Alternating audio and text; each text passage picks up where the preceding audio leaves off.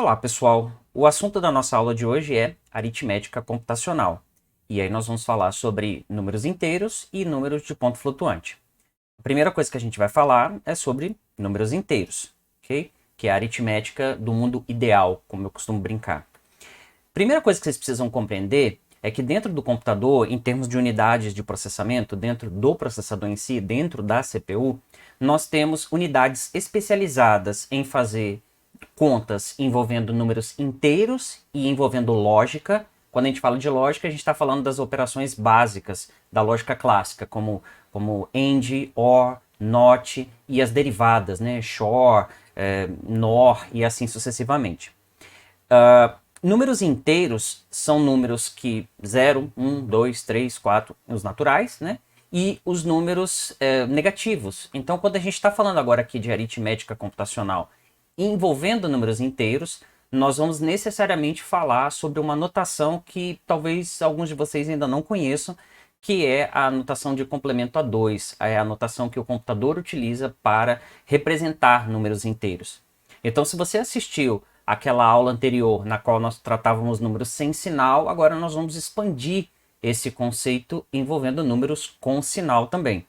E a unidade que faz o processamento de números inteiros e de lógica é a mesma unidade, que a gente chama de unidade lógica e aritmética. Que em inglês, né, os adjetivos se invertem em relação aos substantivos, então fica arithmetic and logic unit, ou unidade de processamento lógico e aritmético. A famosa ALU, que se você for trazer em português vira ULA, que ninguém fala, né? A ALU é essa unidade ali que existe. Na verdade, dentro dos processadores modernos com arquitetura superescalar, nós não temos uma só unidade por CPU. A gente chega a ter 3, 4 ou até mais unidades, dependendo da arquitetura. Mas é bastante comum nós termos múltiplas dessas unidades dentro de cada CPU.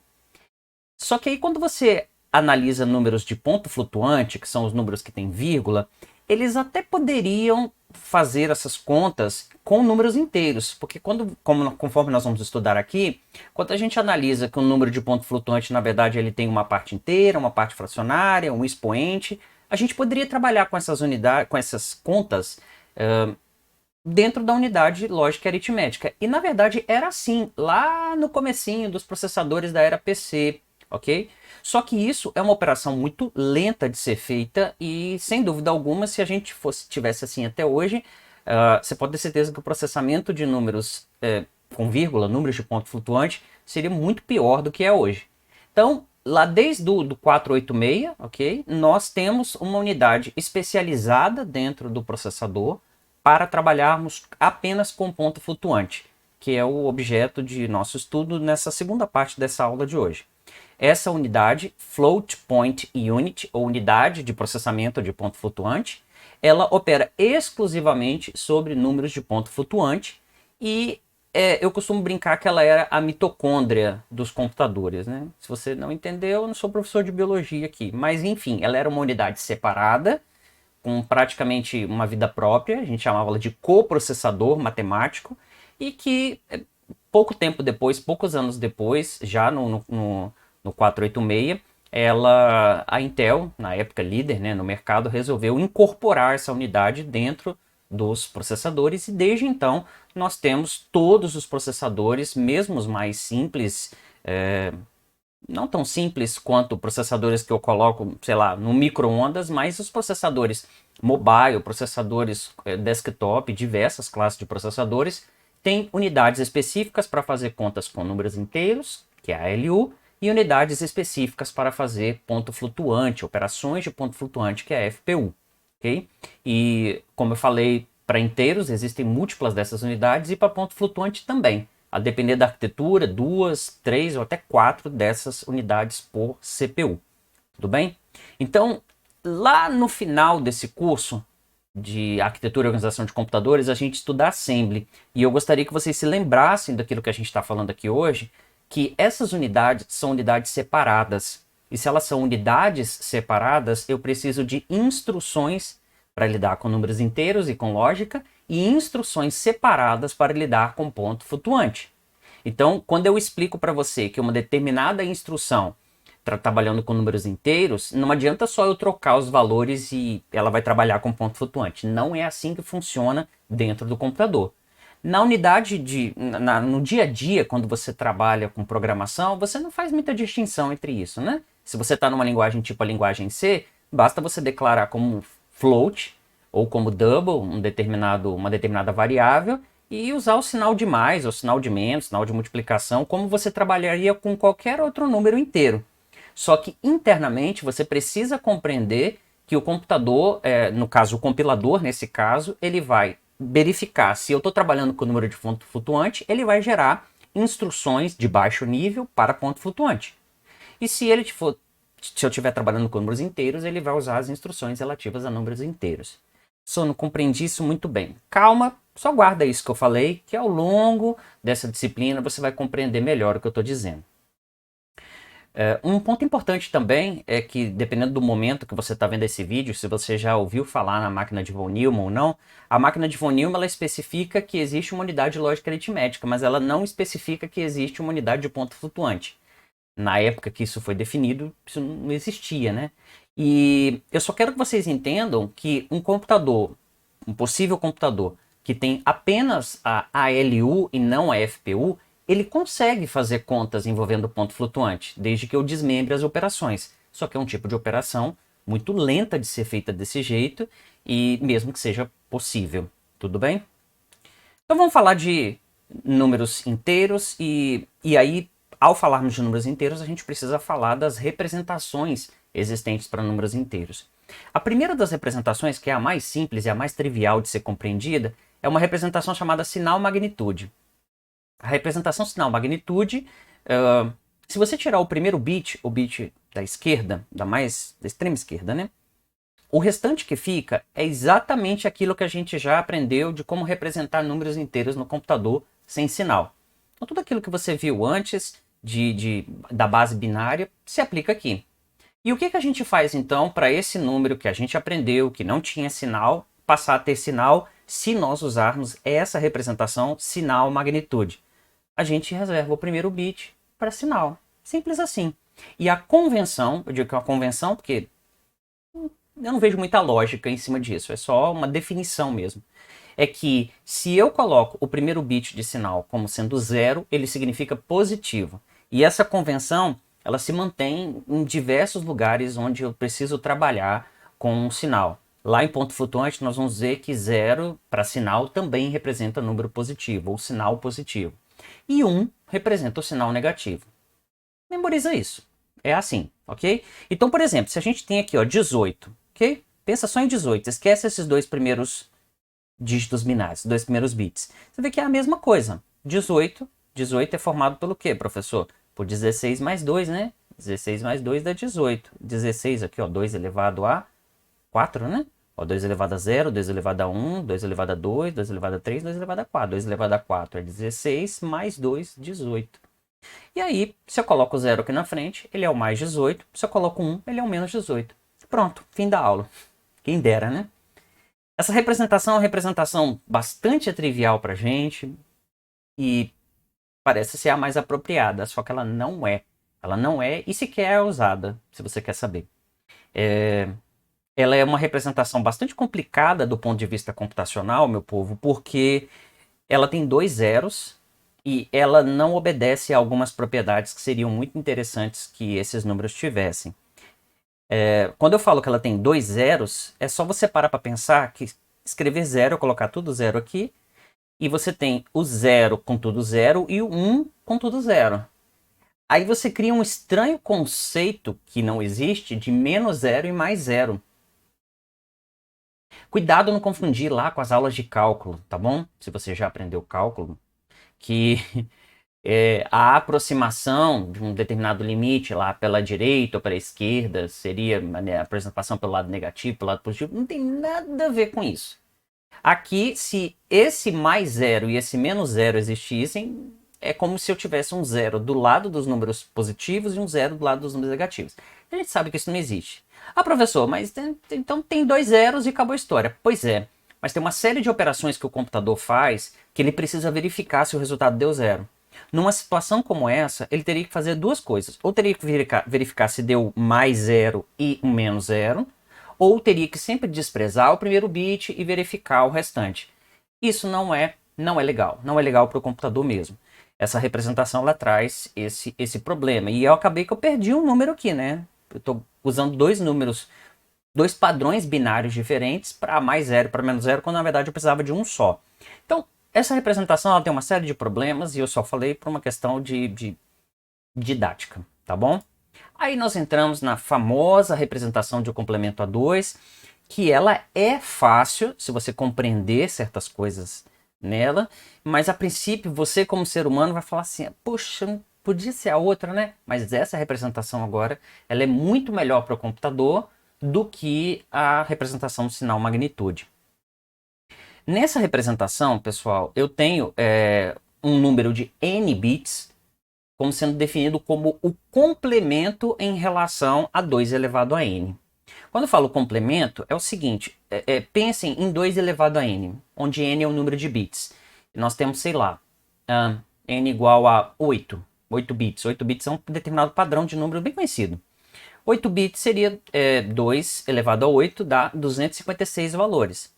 Então, se eu tenho o complemento a 2 de um número, significa que eu tenho ali 256 valores, ok? Se eu pego um determinado número ali, sei lá, 30, o complemento a 2 desse 30 é o tanto que falta, que ficou do outro lado para chegar em 2 elevado a n, chegar em 256. A ideia de conjuntos complementares. É assim que eu quero que você pense, porque às vezes o aluno não compreende por que é complemento a 2 o nome, né?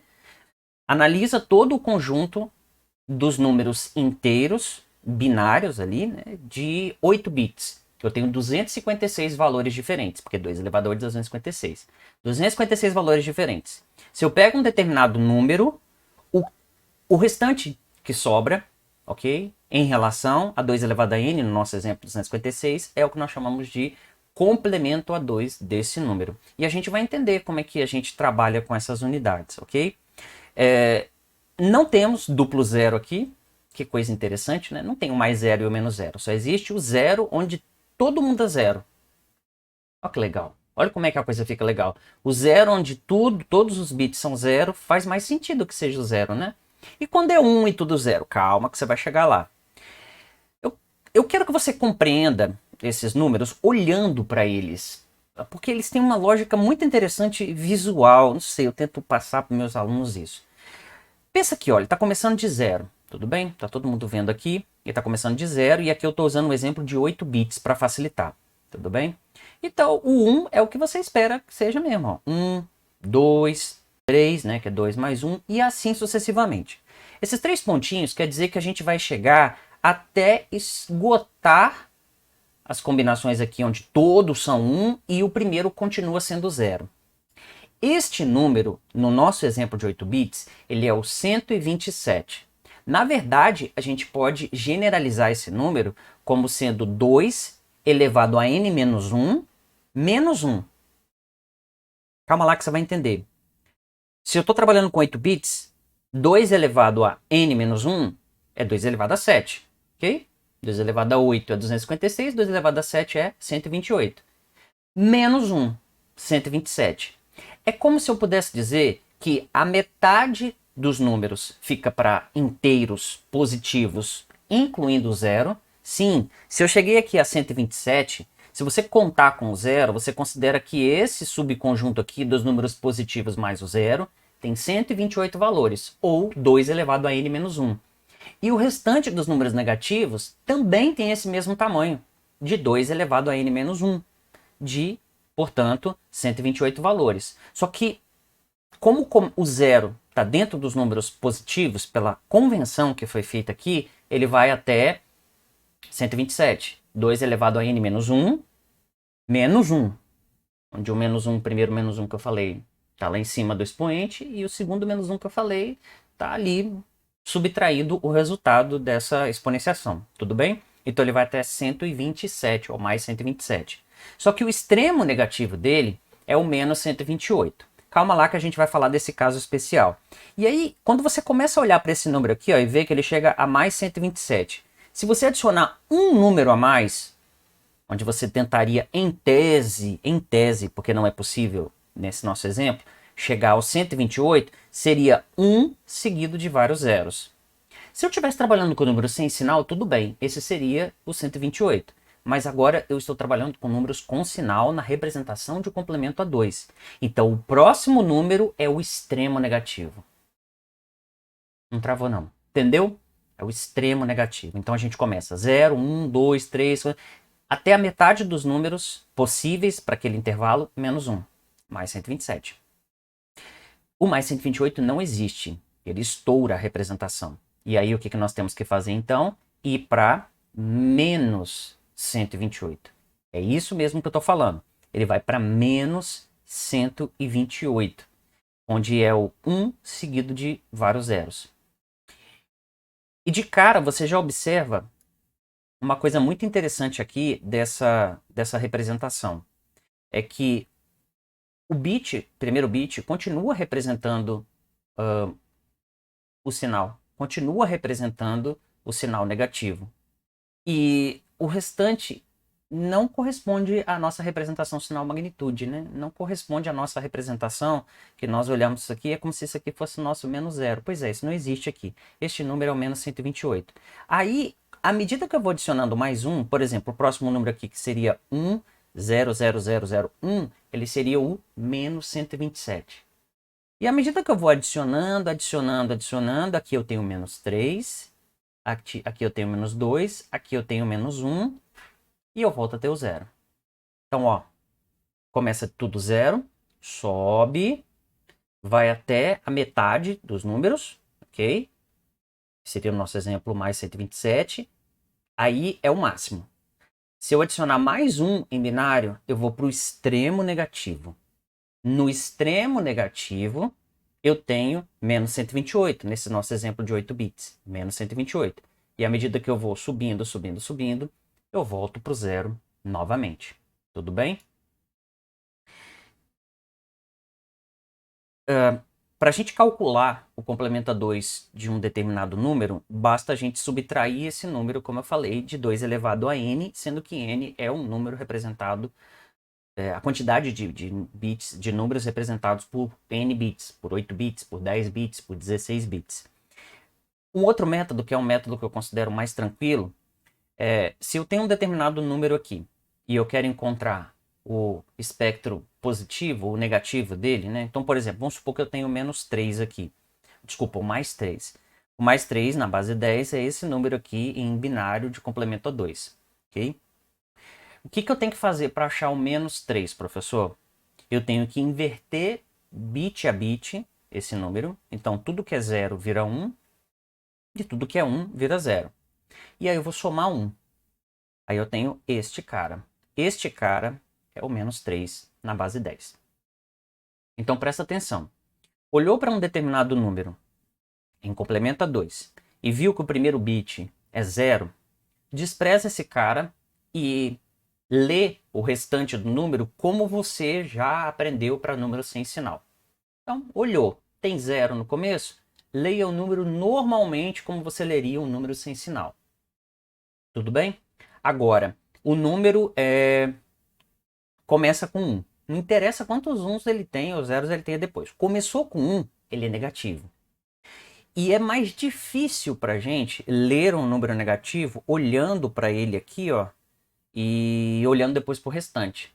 Então, o que eu aconselho meus alunos a fazerem? A olharem e verem que o primeiro bit é 1, beleza, eu sei que ele é um número negativo.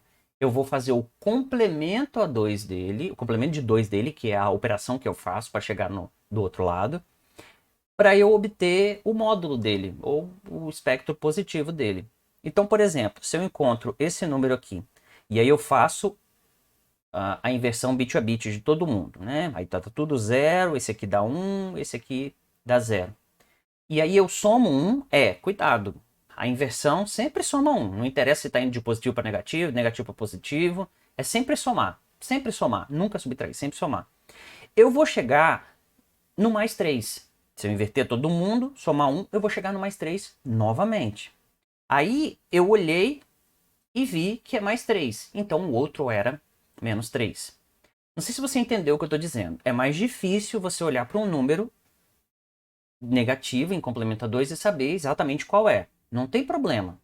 Inverte todos os bits, soma 1, você vai ter o lado positivo. Aí você olhou, sei lá, deu 125, professor. Então o outro era menos 125, o seu número original. Tudo bem? Então faz assim que vai dar certo.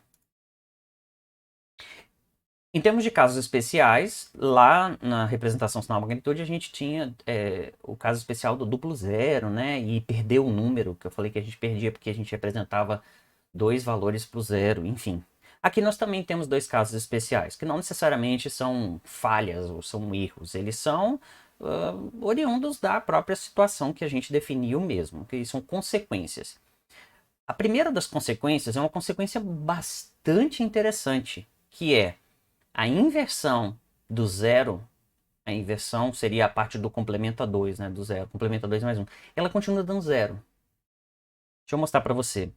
Vamos supor que a gente pegue o zero em 8 bits. Isso é para qualquer número de bits, tá bom? Maior que 2. Aí tem aqui, nós temos o zero. Bendito zero aqui. Eu inverto todo mundo, bit a bit. Ok? E aí eu tenho tudo 1. Quando eu somo 1 mais 1 dá 0, vai 1, mais 1 dá 0, vai 1, 0 vai 1, 0 vai 1, 0 vai 1, até que fique 8 zeros com um 1 aqui na frente. E por que você destacou ele aqui, professor? Porque ele está fora da representação. Se eu tenho 8 bits aqui, 8 bits aqui, o meu resultado também tem que ser de 8 bits. Então, aquele 1, na verdade, foi um mais 1, foi um carry, que foi jogado para o lado de fora. E eu tenho que desconsiderá-lo. Se eu estou fazendo uma operação, como nós vamos ver ainda nessa aula, onde eu trabalho com uma soma de 8 bits mais 8 bits, o resultado também tem que ter 8 bits. Professor, e se extravasou um número para o lado de fora? Ele é desprezado.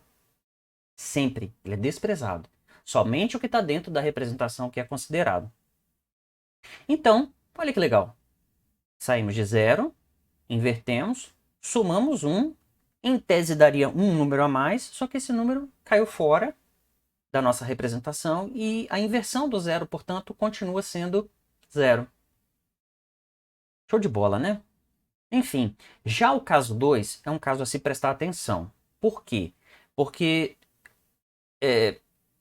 lembra que eu falei para vocês que o zero ele fazia parte, vamos dizer assim, do conjunto dos números positivos? Pois é. Então, se ele faz parte do conjunto dos números positivos, o conjunto dos números positivos tem um número a menos que o dos números negativos, se a gente desconsiderar o zero. Então, por exemplo, no nosso exemplo, né, quando a gente foi no negativo até menos 128, não existe o extremo positivo do outro lado correspondente a esse extremo negativo. Não tem. Isso vai acontecer sempre na representação do complemento a 2. O extremo negativo, que é o número mais negativo de todos, o mais distante de zero lá embaixo, ele não tem um correspondente positivo. E é assim só? Então, professor, não tem? Não tem. Se eu tentar encontrar o complemento a 2 de menos 128, que é o extremo negativo, mas valeria para qualquer extremo negativo, como eu já expliquei, você faria o menos 128, que é esse cara aqui, tá vendo? Aí eu coloquei um aqui na frente para indicar, né? Que ele para estar mostrando para vocês que ele é o número negativo. E aí eu inverto todo mundo, inverteu todo mundo, somou um, voltou para a mesma coisa, professor? Não tá certo? Não, não tá certo. Se você pega o menos 128, que é um número negativo, inverte e soma um, teria que dar um número positivo. E continuou dando um número negativo. Coincidência o mesmo, né? Não é uma coincidência, não, mas eu quero que você compreenda que isso é uma falha. Por quê? Porque menos 128 teria que dar mais 128 e não deu menos 128. Então isso é uma falha. Uma falha que é uma falha, ok? Então não tem. Simplesmente não tem. Qualquer extremo negativo que eu pegar numa representação de complemento a 2 não tem o extremo positivo. Mas isso não é um grande problema, não. Isso é um problema quando chega nos extremos, como eu falei. Ok? O intervalo representável por um número de complemento a 2, pessoal, eu já tinha falado mais ou menos para vocês, mas aqui a gente precisa especificar. Se eu tenho n bits, 8 bits, 10 bits, 12 bits, 16 bits, não interessa o número de bits que eu tenho. Se eu tenho n bits, o meu intervalo representável ele vai de menos 2 elevado a n menos 1, passando pelo zero. Eu gosto de representar desse jeito para mostrar que ele passa pelo zero. E vai até mais 2 elevado a n menos 1, menos 1. Tudo bem? Então, se eu tenho, por exemplo, 8 bits, vai de menos 2 elevado a 7, menos 128, passando pelo zero, indo até mais 2 elevado a 7, que é 128, menos 1, portanto 127. Então, com 8 bits eu tenho esse intervalo, com 16 bits, que eu tenho 65.536 combinações de números, eu tenho indo de menos 32.768, passando pelo zero, indo até o mais 32.767. Tudo bem?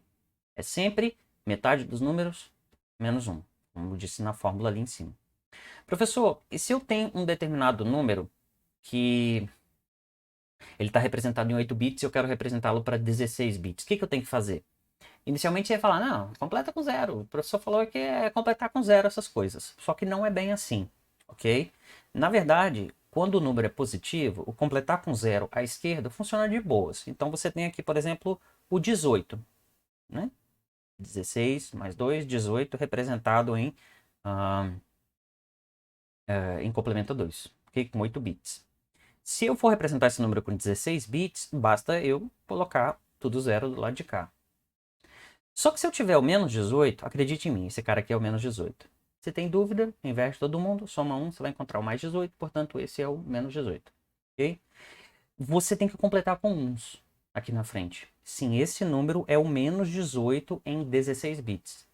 Então qual é a lógica? A lógica aqui é expandir o número de bits de um número que está representado em complemento a 2, ele significa pegar o bit de sinal e repetir pelo número de bits que eu quero expandir. Então, se eu quero expandir de 10 bits para 16 bits, eu pego o primeiro bit, seja ele 0 ou seja ele 1, e repito a partir da esquerda. Tudo bem? Então, por isso que a gente manda repetir o MSB, Most Significant Bit, ou bit mais significante. É uma outra convenção também que a gente tem.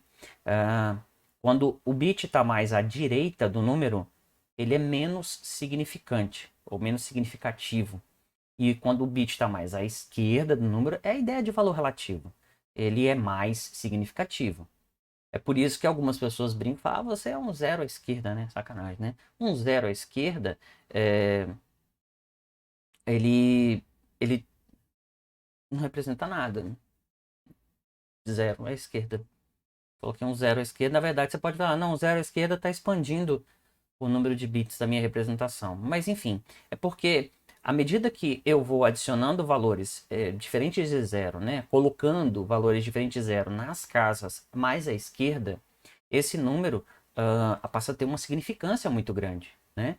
O 1 na primeira casa lá dos números na base decimal, ele representa, sei lá, R$ 1. Esse mesmo 1 na casa dos milhares é R$ 1.000. Esse mesmo número na casa, esse mesmo 1 na casa dos bilhões, ele é 1 bilhão. Então, a ideia é de valor relativo. Quanto mais à esquerda, mais significante é o bit, desde que ele seja diferente de zero, né? Quanto mais à direita, menos significante é o número. Tudo bem? Regrinha de overflow. Overflow é aquele conceito que diz que quando eu tenho uma determinada operação matemática que eu estou fazendo e ela vai ter um resultado, acontece o overflow se esse resultado não puder ser representado no número de bits originais. Então, por exemplo, a gente sabe que 2 elevado que n bits em representação de complemento a 2 vai até o mais 127. Então, se eu pegar, por exemplo, 120 positivo e somar com 5, dá 125, de boa, está dentro da minha representação. Mas se eu somar com 10, daria a resposta o quê? 130. Só que 130 positivo não cabe na representação de complemento a 2 de 8 bits. Tudo bem? Se você for olhar aqui, a ideia de intervalos. Só que existe um jeito mais fácil da gente fazer isso, que é o seguinte. Se eu somo dois números, ok? Se eu somo dois números que têm o mesmo sinal, é aí que você tem que olhar. Se eles têm o mesmo sinal, é possível dar overflow.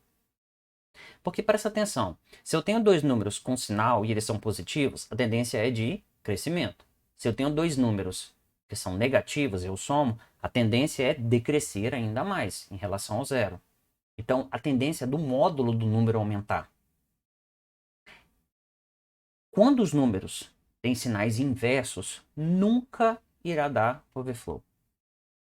Ponto. Só isso. Então, toda vez que eu estiver trabalhando com números positivos, somando números positivos inteiros ou somando números negativos inteiros, eu vou analisar o que acontece com o bit de sinal, ok? Se eu somo dois números positivos, pela matemática, eu tenho um número positivo, eu preciso ter. Só que se eu somei dois números positivos e o resultado deu um bit de sinal negativo, aconteceu overflow. Ah, mas que resultado deu? Não interessa o resultado.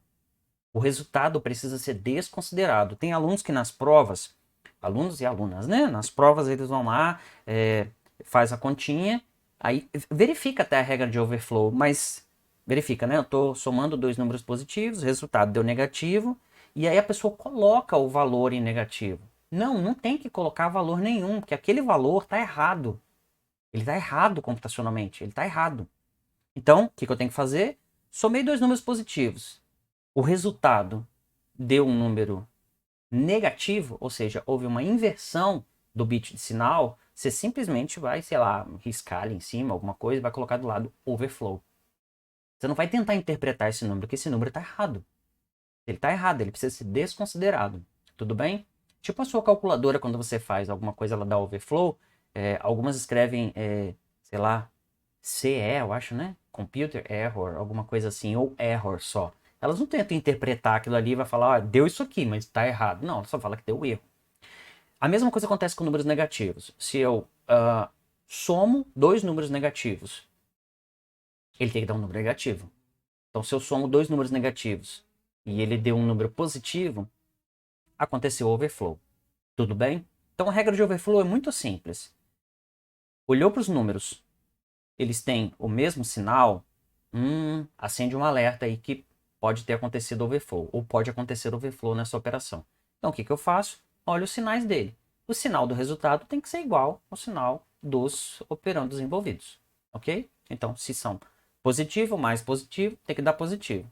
Se deu negativo, overflow. Negativo mais negativo. Se deu negativo, ok. Se deu positivo, aconteceu overflow. Professor, mas você está falando tanto de soma, e como é que eu faço subtração? Qual é o hardware que eu faço subtração? Então, não existe hardware de subtração. Muito interessante, né? Não existe um hardware, eu costumo brincar com falando de subtrator. Já estou bem pequenininho assim, né? Não existe hardware para fazer subtração. Por quê? Porque toda subtração é um caso particular de soma. Se eu faço A menos B, dando um valor C, é a mesma coisa que eu dizer A mais menos B. Ou seja, se eu incorporar o sinal negativo no segundo operando e somar, dá a mesma coisa que se eu estivesse subtraindo o segundo operando do primeiro. Pode parecer muito trivial isso, mas não é tão trivial e é um negócio muito interessante quando você consegue compreender. Mas vamos lá. Nós temos então a representação sinal magnitude, vamos resumir, né? A gente tem a representação sinal magnitude do lado de cá, que é aquela. Vamos colocar aqui, né? Isso aqui, se eu tenho, vai até 2 elevado a 8, então nós estamos trabalhando aqui com o número de 4 bits, né? Então, em 4 bits, se eu estou trabalhando com representação sinal magnitude, eu reservo o primeiro bit para o sinal. Então, o primeiro bit aqui 0 e eu vou até o mais 7. E depois o outro eu tenho menos 7. Você observa que ficou simétrico, mas eu tenho dois zeros. Eu tenho o mais 0 e o menos 0. É só para você entender, porque isso aqui não faz sentido, como eu falei. É o mais 0 e o menos 0. Já na representação de complemento a 2, que é essa que a gente falou até agora, nós temos 0, 1, 2, 3, até o máximo. Tá vendo? Primeiro bit 0, depois tudo 1.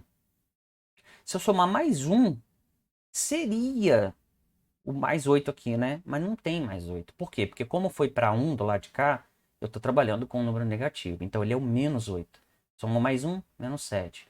Menos 6, menos 5, menos 4, menos 3, menos 2, menos 1. Somo mais 1 de novo, dá o 0 novamente. Então, ele sempre volta para o 0. Se eu continuamente ir somando 1, na representação de complemento a 2, ela é cíclica. É um negócio muito legal, né? Ela vai até o máximo. Depois do máximo ela estoura, vai até o mínimo. Do mínimo ela volta para o 0, vai até o máximo de novo, estoura, vai até o mínimo. Ele sempre avança. Só que é lógico que nesse primeiro estouro, como eu estou dizendo, isso já é um overflow. É só você parar para pensar. Vamos supor que eu tenho aqui ó, mais 7. Se eu somar 7, somar mais 1, em tese teria que dar mais 8. Mas não deu mais 8, deu menos 8, então está errado. Ok? Então a gente precisa compreender que toda operação de soma envolvendo números com o mesmo sinal pode estourar. Ela pode estourar para o lado de cá, mas ela pode estourar para o lado de cá também. Né? Vamos supor que, sei lá, eu tivesse menos 6 e tivesse que somar com menos 6. Daí daria menos 12. Menos 12 não existe aqui. Ok? Então, estourou a representação. E daria o quê? Daria alguma coisa, meu filho, com sinal positivo. Mas aí, se eu tenho dois números negativos somando e tem um sinal positivo, esse troço está errado. Ah, mas que valor que deu? Deu erro. Vou falar isso várias vezes nesse vídeo e ainda assim tem na hora das provas acontece. A pessoa coloca o valor que veio do nada. Lembra da calculadora. A calculadora não mostra o valor que está errado. Ela diz que deu erro. A representação polarizada, o autor no livro da edição mais nova, ele coloca expoente polarizado. É uma representação muito interessante que eu não vou falar sobre ela agora, eu vou falar logo mais no final da aula, quando estiver falando de ponto flutuante. Porque a gente vai usar exatamente para trabalhar com o expoente polarizado. Depois a gente volta aqui. Esse vídeo não tem cortes. Vamos falar um pouquinho sobre a aritmética de números inteiros, as operações aritméticas mesmo. Soma, subtração, multiplicação e divisão. Okay? A adição, ela acontece normalmente do mesmo jeito que você faria a adição com números sem sinal. Ah, professor, mas agora tem um número com sinal, eu preciso considerar. Não precisa, porque vai dar certo. Se você fez certo, né? A única coisa que você precisa fazer é monitorar a ocorrência de overflow. Aí nós temos aqui, que são os exemplos do livro, nós temos 6 exemplos cuidadosamente bem escolhidos, e eu vou explicar com mais calma a adição, porque a subtração é um caso particular da adição, como eu falei. Então, por exemplo, vamos supor que eu tenha aqui dois números de 4 bits. Serve para qualquer quantidade de números. 8 bits, 10 bits, enfim. Só aumenta a quantidade de bits que você vai fazer, mas a lógica é a mesma. Aí digamos aqui ó, que eu tenho 1001. Esse número é o menos 7. Ah, professor, mas eu não sei ler que é menos 7. Olhou aqui, negativo, né? 1. Então, eu sei que ele é negativo, então vou fazer o complemento de 2 e somar 1. E aí, o que eu faço então? Vamos fazer de cabeça, que é um número pequeno, né? 1, 0, 0, 1, inverte todo mundo. Dá 0, 1, 1, 0. Isso aí dá 6. Soma 1, dá 7. Então, se deu 7 no complemento de 2, o outro era menos 7. Entendeu? Inverte todos os bits, soma 1. Você vai ter o valor que você... um módulo, vamos dizer assim. E aí, o outro, então, era o negativo. Porque já que você fez a complementa 2, ele foi para positivo. E o outro era negativo. Tudo bem? Então, esse cara é o menos 7. Esse cara aqui é o 5, né? 4 mais 1, 5. Então, menos 5 mais 7, cabeça a gente sabe, em números de base decimal, a gente sabe que isso aqui vai dar menos 2, tudo bem? Mas você não precisa fazer aqui e depois achar o menos 2 aqui. Não. Só fazer em binário. 0, 1 com 1 dá 0 e vai 1. 1, 0 mais 0 dá 0 mais 1, que foi, né? Deu 1. 0 mais 1 deu 1. 1 mais 0 deu 1. Esse caso, eu não preciso conferir se deu overflow, porque é impossível dar overflow quando eu somo números com sinais diferentes. Então, nessa primeira linha aqui de exemplos do autor, como eu falei que foram exemplos muito bem escolhidos, é impossível dar overflow. Por quê? Porque eu tenho números de sinais diferentes sendo somados. Sempre vai dar um valor que cabe dentro do intervalo. É como se você fosse pensar, sei lá, em ondas, né? Interferência construtiva, interferência destrutiva. Interferência construtiva de ondas tende a crescer ou tende a descer, né? Tende a aumentar o módulo. Mas se eu tomo soma uma onda, sei lá, que é positiva com uma que está na parte negativa, a tendência é de anulação parcial ou total. A anulação total é esse segundo caso, quando dá zero realmente, né? E aí, por exemplo, esse cara aqui é o menos 4. Você já sabe como fazer. Inverte todo mundo, soma 1, você encontrou 4, então o outro era menos 4. Esse cara aqui é o 4. A gente sabe que menos 4 com mais 4 dá zero. Mas tem que dar em binário também. Mesma coisa. 0 mais 0 dá 0. 0 mais 0 dá 0. 1 mais 1 dá 0. E vai 1. Ok? 1 mais 1 dá 0. E vai 1. Toma muito cuidado com isso. Parece que deu erro, mas não tem nada de errado aqui. Esse 1 que está aqui na frente, que foi o vai 1, ele não faz parte do conjunto de 4 bits. Ele está fora da representação. Senão eu marquei desse jeito, mas eu vou colocar um X nele. Tudo bem? Então, o meu resultado deu 0 se desconsiderar esse cara. É assim que a gente tem que fazer. O número saiu da representação, mano. Ele é o carry out. Se a gente for aprender das operações aritméticas lá dentro do processador, lá em assembly, a gente vai falar um pouquinho sobre isso. Então, nesse primeiro caso aqui, pessoal, onde eu tenho números de sinais diferentes, não vai dar erro em nenhuma situação. Tudo bem? Seja para 4 bits, para 8 bits, para 20 bits. É só você fazer a conta certa, evidentemente, né? Que não tem a chance de overflow. Agora, na segunda linha, eu costumo dizer aqui sinal verde e aqui sinal amarelo. É atenção. Por quê? Porque eu olhei aqui, ó, eu estou trabalhando com números positivos, somando números positivos, somando números negativos. Opa, pode dar overflow. Pode não quer dizer que vai acontecer, quer dizer que você tem que ficar atento. Porque eu estou somando números que têm mesmo sinal. Então eu tenho, esse cara é o 3, esse cara é o 4. Tudo bem? E aí eu faço.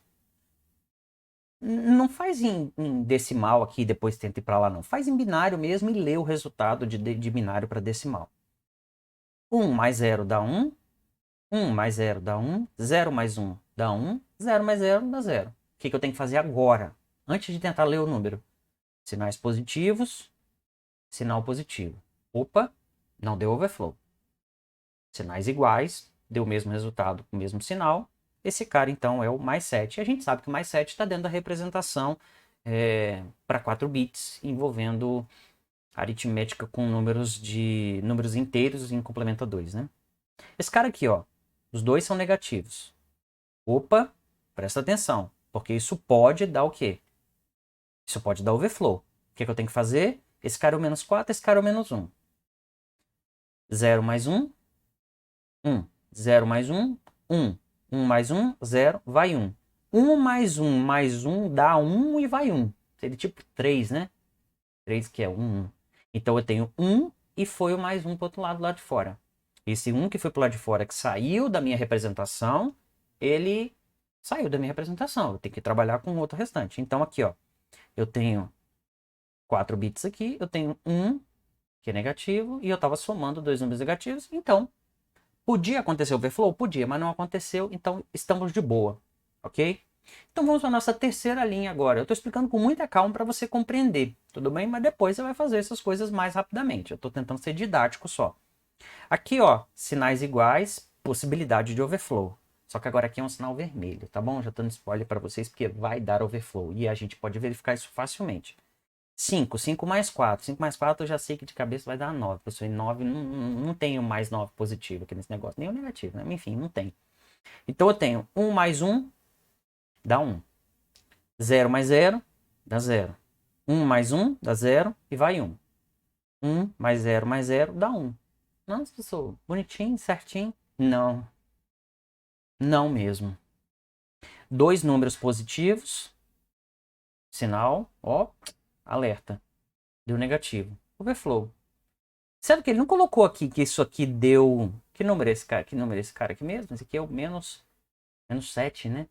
Ele não colocou aqui que deu menos 7, portanto é overflow. Não, menos 7 só deu porque... Vocês entendem? Tá errado. Eu não tenho que interpretar esse cara como menos 7. Eu tenho que interpretá-lo como erro. Então deu overflow porque números de mesmo sinal a operação de soma tem que dar o mesmo sinal. Se não deu o mesmo sinal, a resposta correta é overflow. Falha, ok? Overflow, tipo, transbordou. Não sei, não tem tradução. Tanto que em português a gente fala overflow também. Acho que é estouro, né? Overflow é um termo mais conhecido, né? Porque é como se você estivesse enchendo um negócio e flow seria um, sei lá, fluxo, alguma coisa assim. Overflow é transbordou, estourou. Okay? E aqui um outro caso de overflow também dando um número negativo. E aí você precisa tomar muito cuidado. Porque olha só, esse cara aqui é o menos 7, mais menos 6. Então, 1 mais 1 dá 1, 1 mais 0 dá 1, 0 mais 1 dá 1, 0 mais 0 dá 0, 1 mais 1 dá 0, foi 1, pro lado de fora. Se você é um desavisado que olhou e viu 1 do lado de cá, opa, não deu erro. Opa, não. Esse 1 que saiu aqui está fora da minha representação, ele precisa ser desconsiderado. Eu tenho que considerar só os 4 bits. Então eu tenho dois números negativos, resultado deu positivo, overflow. Eu cobri todos os casos. Eu não, o autor que foi, eu estou explicando só, né? O autor foi muito feliz na escolha desses exemplos, porque parece que ele está dando só 6 exemplos diferentes, mas na verdade ele escolheu exemplos cruciais para você compreender todas as possibilidades que podem existir. Se você não entendeu, você vai voltar esse vídeo e analisar ele com calma, tudo bem? Só que como é que eu faço subtração? Vão acontecer os mesmos 6 casos, só que eu não vou explicar e vou deixar como exercício. Por quê?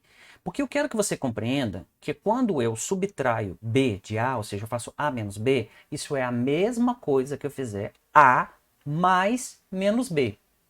Portanto, para fazer uma subtração no computador em complemento a 2, o que eu preciso fazer é pegar o segundo termo. Então, por exemplo, aqui, ó, eu quero subtrair 7 de 2. Então, vai fazer 2 menos 7, ok? Eu preciso incorporar esse sinal de menos dentro do 7. Então, o que, que eu vou fazer? Eu vou fazer o complemento a 2 dele. Então, tudo que eu preciso fazer para subtrair B de A é pegar o sinal de B e incorporá-lo, o sinal ali, incorporá-lo dentro de B. Ou seja, se eu tenho, sei lá, 5 menos 2, eu tenho que fazer o sinal negativo e ir para dentro do 2. Então eu tenho que transformar 2 em menos 2. Então eu tenho que fazer uma complementação, transformar 2 em menos 2. Portanto, eu estou somando 5 mais menos 2. Entende a diferença? A operação de subtração foi transformada numa operação de soma, desde que eu incorpore o sinal negativo dentro da segunda parcela do diminuindo, subtraindo, né? Acho que é esse o nome, ok? E você vai fazer isso independente do segundo termo ser negativo ou ser positivo, ok? Se eu estiver subtraindo, por exemplo, sei lá, 2 menos 7, eu tenho que fazer o menos entrar dentro do 7, portanto eu vou somar 2 com mais menos 7. Agora, se eu estivesse fazendo 2 menos menos 3, esse menos 3 tinha que multiplicar o sinal, ia virar mais 3 e ia fazer uma soma do mesmo jeito, só que ia fazer agora uma soma com dois números positivos e não com um número positivo e um número negativo. E aí, mano, vai dar a mesma coisa. Vai dar a mesma coisa aqui e eu não vou gastar minutos e mais minutos desse vídeo explicando um negócio que vai dar a mesma coisa. E a lógica é a mesma. Aqui não vai dar problemas, aqui existe a possibilidade e aqui existe a possibilidade e vai dar problema, ok? Não vai dar problema porque você está vendo aqui que são números de sinais diferentes, né? Aqui de sinais iguais e aqui de sinais iguais, mas aconteceu o overflow. Simples assim. Então fica aí como exercício para você. Não tem nenhuma diferença. Tanto é que quando a gente analisa o hardware que faz a subtração, vamos dizer, lá em baixo nível, nós temos os registradores, né, dentro do processador. E aí a gente tem um registrador A que está guardando o primeiro elemento.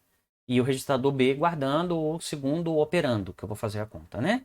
Se for uma soma mesmo, eu tenho um hardware somador aqui, e aí eu vou pegar, aqui é um switch, né, SW, eu vou pegar o registrador A e vou somar com o registrador B. Esse OF aqui é uma flag indicando que aconteceu ou não overflow. Agora, se eu tiver que somar A, na verdade pegar o A e subtrair B de A, tudo que o computador tem que fazer é pegar o B e aplicar um complementador a ele. Que é fazer o quê? É pegar o complemento de 2 lá, lembra? Inverte todo mundo, soma 1. Pois é, esse hardware inverte todo mundo, soma 1. E aí esse switch aqui verifica o quê? Verifica se eu estou fazendo uma operação de soma, ele pega do lado de cá, ou seja, pega o número não alterado. Se eu estou fazendo uma subtração, ele pega o segundo elemento alterado, vamos chamar assim, né? Convertido de positivo para negativo, de negativo para positivo. Sinal invertido, por assim dizer.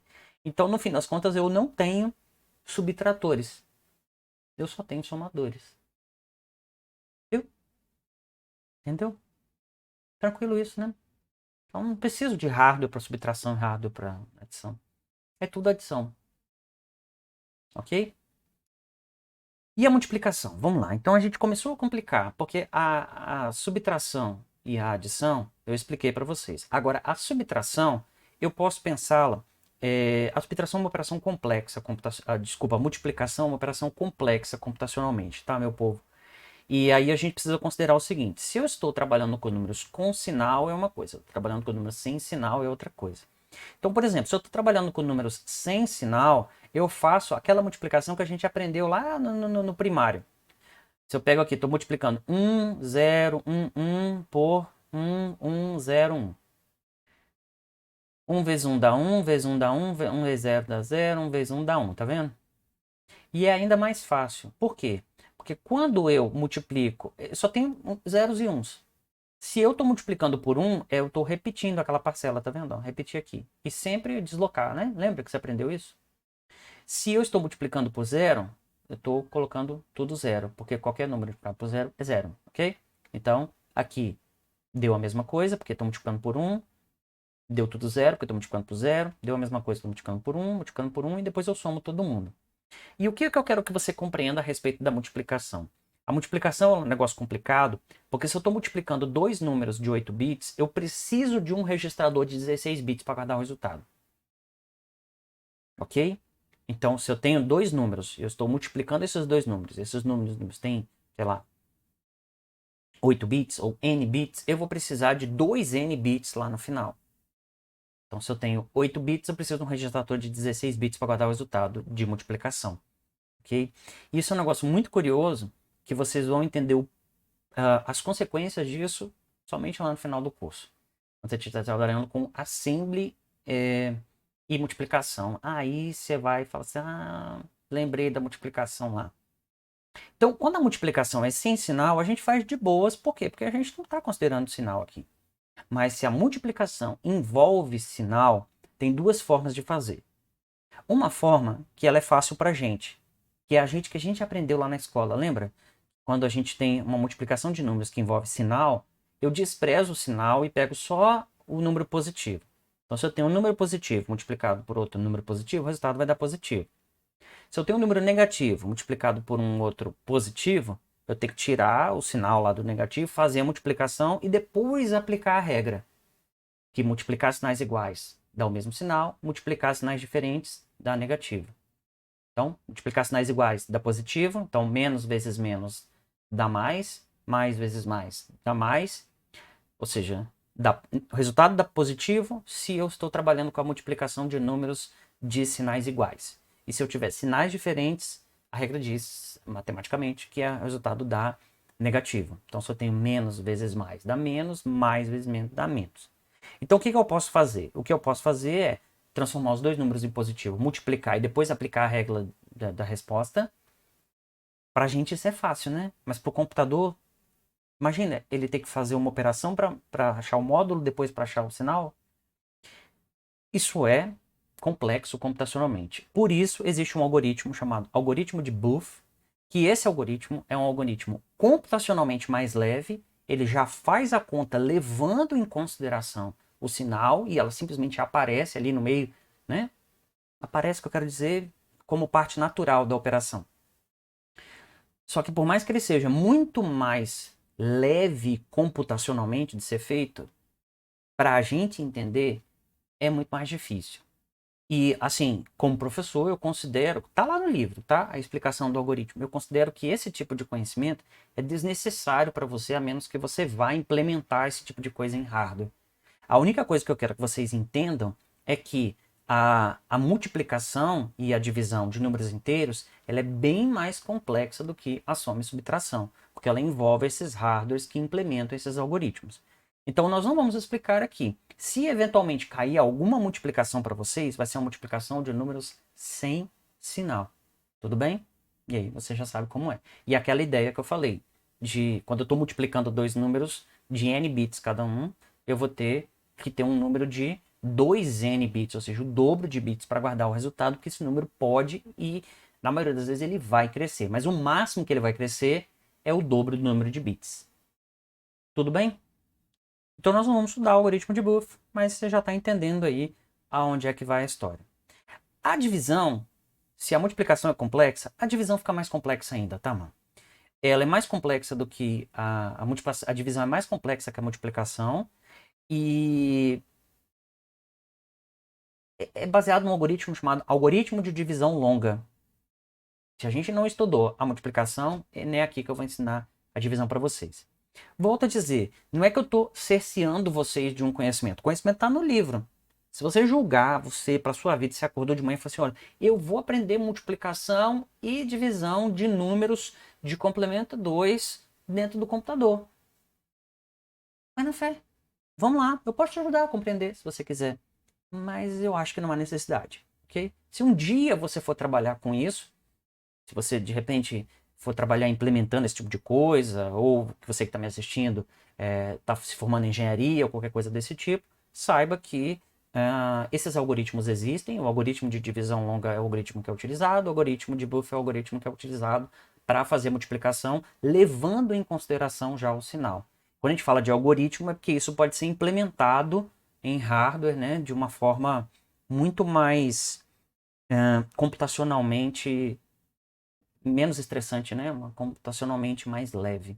Mas não quer dizer que seja fácil da gente compreender, ok? Os caras são bons, né? Os caras inventam um algoritmo que você coloca ali, enfim. Então vamos lá, vamos na nossa segunda parte, falar de aritmética de ponto flutuante. A aritmética de ponto flutuante, acredite, ela não vai ser tão difícil da gente compreender, não. Porque eu não vou falar uma série de coisas que, enfim. O que eu preciso de vocês de aritmética de ponto flutuante é saber encontrar um número em ponto flutuante, representar um determinado número que está em decimal, com vírgula, colocá-lo em ponto flutuante. Essa é a essência. E se eu entrego um número em ponto flutuante também, como é que eu transformo ele para um número em decimal, ok? Decimal comum que a gente trabalha.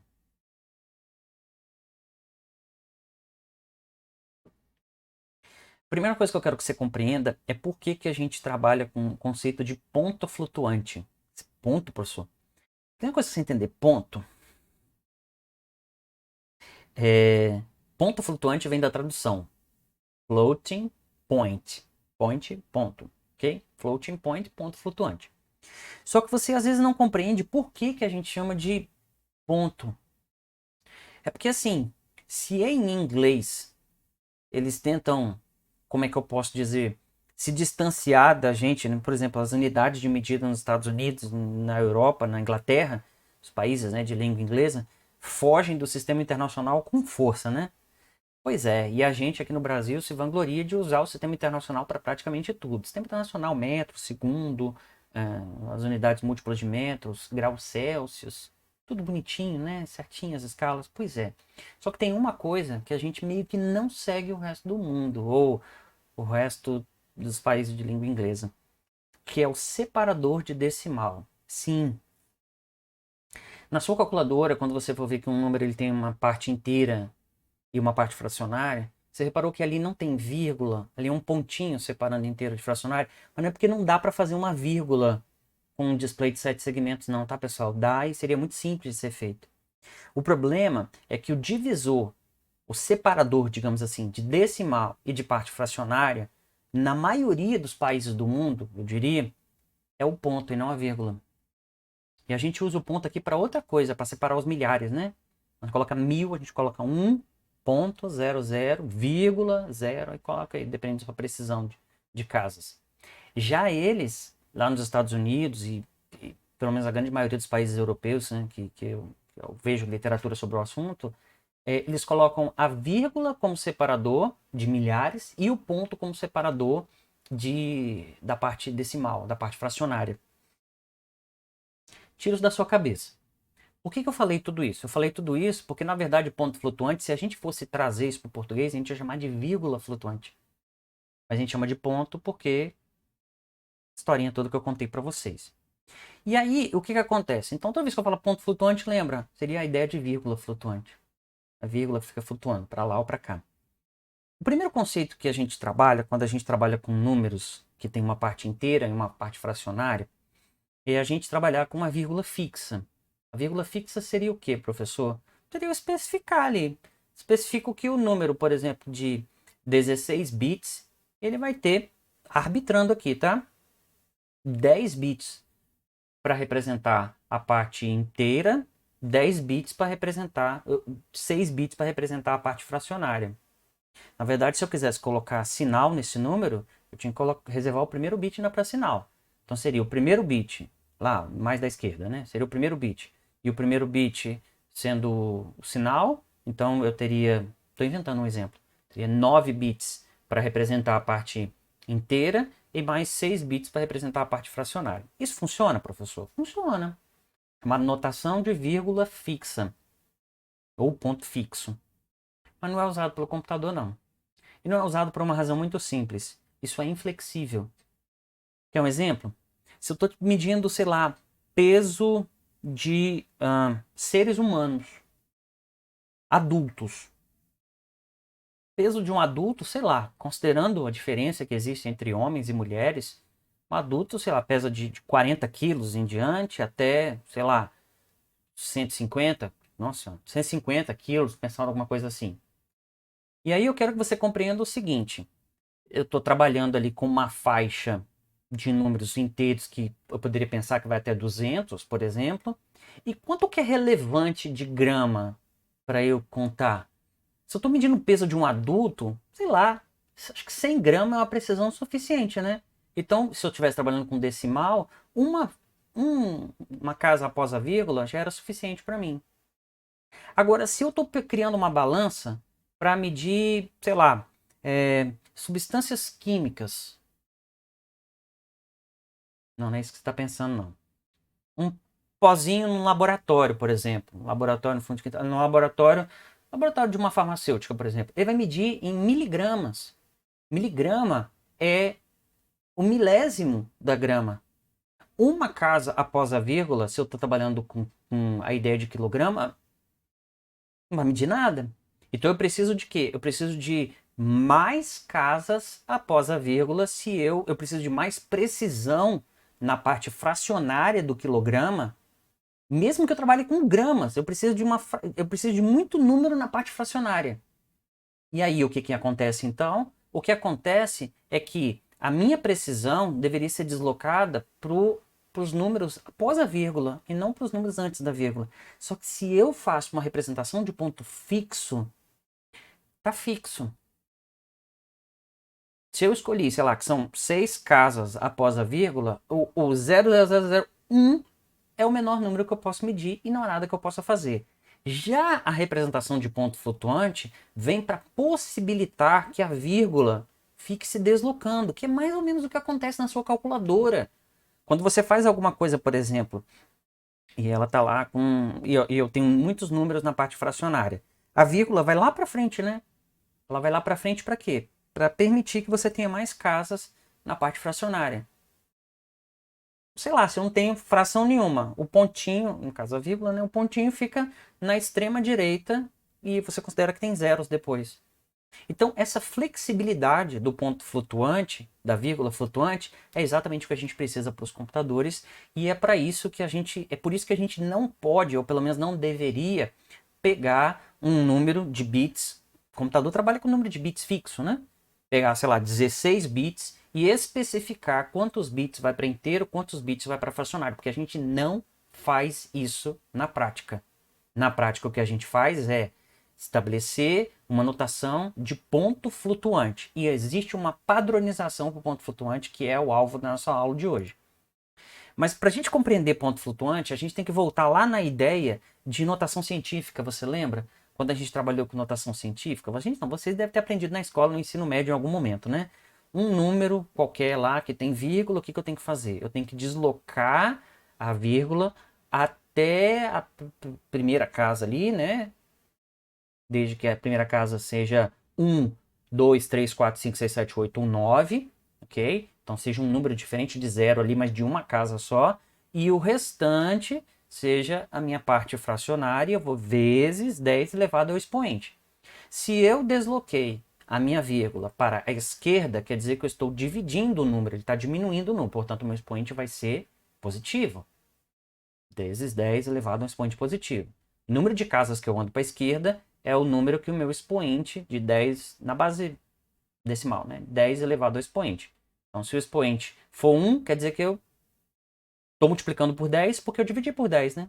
Ao deslocar as casas, a vírgula para a esquerda, eu estou dividindo o número. Então, para compensar, eu tenho que multiplicar por 10 elevado a um expoente positivo, para o número crescer, um equilibra o outro. Então, se eu desloquei 3 casas a vírgula para a esquerda, o meu expoente sobe de 3 valores. Se eu for para a direita, eu estou multiplicando o número. Então, o meu expoente tem que decrescer para indicar que eu estou dividindo. Show de bola, não precisa decorar isso. A única coisa que eu quero que vocês entendam é que com essa notação aqui, ó, de mais ou menos um significando vezes a base elevado a mais ou menos um expoente, ela pode ir para binário. Só que ela pode ir para binário acontecendo uma coisa muito interessante, que é o primeiro bit vai ser sempre 1. Por que isso, professor? Porque é o seguinte, lá em números decimais, em notação científica, o primeiro bit tinha que ser, o primeiro dígito decimal tinha que ser 1 até o dígito máximo, que seria 9. Então ele podia ser 1, 2, 3, 4, 5, 6, 7, 8, 9. Então eu tenho aí 9 possibilidades. Ele não pode ser 0. Se ele for 0 é porque você avançou um além. Agora aqui, os bits ou são 0 ou são 1. Se 0 não pode ser, né? Só pode ser de 1 até 1. Então, o primeiro bit é sempre 1, porque eu não tenho um bit acima do 1, 2, 3, não tem. Eu só tenho 2 algarismos. Se não pode ser 0, porque a própria representação pede isso, né? Se for 0 é porque você avançou uma vírgula, uma a mais. Ela vai ser 1. E se o máximo é 1, então ele vai ser sempre 1. Então, no computador binário, nós temos mais ou menos 1, vírgula e um monte de bits aqui, ok? Que seria a parte fracionária, vezes a base é 2. Nós estamos binário. 2 elevado a mais ou menos um expoente. E aí eu quero que você observe o seguinte aqui. Esse número, ele pode ser positivo ou negativo, de boas. Então eu vou ter que guardar o sinal em algum momento. E o significando, eu só preciso guardar a parte fracionária.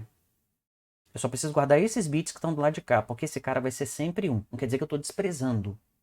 Quer dizer que eu não preciso guardá-lo porque ele será sempre 1. Mas tem que tomar muito cuidado, porque quando você faz a volta, você precisa considerar, a volta seria de ponto flutuante para número na base decimal, ok? De IEEE 754 para decimal comum que a gente usa no dia a dia. Você tem que considerar que ali tinha 1, porque sempre será 1. Senão vai dar falha, vai dar erro, ok? Então, beleza. O meu intervalo, portanto, vai ser sempre de 1 aberto e indo até 1 fechado, indo até 2 aberto. Ou seja, de 1,000 aqui até o quê? 1,1111. Ou seja, o máximo de 1, alguma coisa, mas sem chegar no 2. Por isso que o intervalo fica aberto em 2, notação, né? Fechado em 1. E o expoente? O expoente vai usar uma representação polarizada. Aquela representação lá que a gente não aprendeu, a gente vai precisar dela aqui. E por que a gente usa expoente versão polarizado, professor? Para evitar o sinal. A polarização remove o sinal da representação. Não quer dizer que desaparece no sinal, acabou o sinal. Não. Ela remove o sinal da representação para facilitar o hardware, muito provavelmente. Ok? E a base é 2. E eu não preciso guardar a base, né? O computador é todo binário, a base é 2, eu não preciso guardar a base. Então, quando eu olho para o número aqui em representação derivada da notação científica, em binário, eu tenho duas coisas que são sempre do mesmo jeito, que é sempre ter um aqui na frente e a base é sempre 2. Então eu não preciso guardar esses dois caras porque eles são sempre assim.